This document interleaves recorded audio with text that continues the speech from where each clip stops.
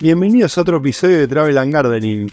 Hoy recorremos la terraza en el mes de octubre del 2021. No te pierdas lo que viene. Seguime.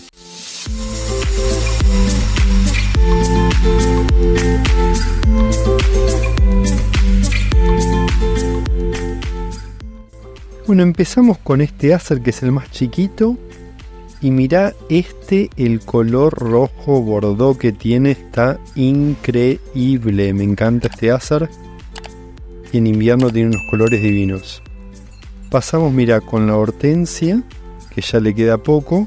Y este otro Acer, que también está con un color increíble, pero un poquito seco en las puntas.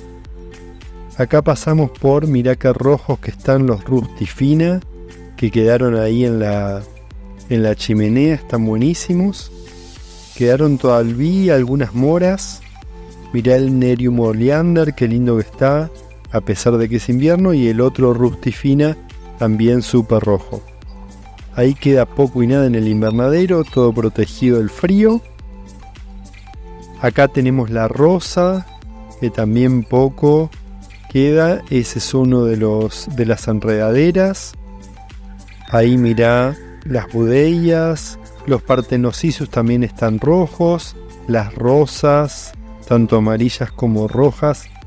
Y te dejo con esta dimorfoteca rosa que está divina.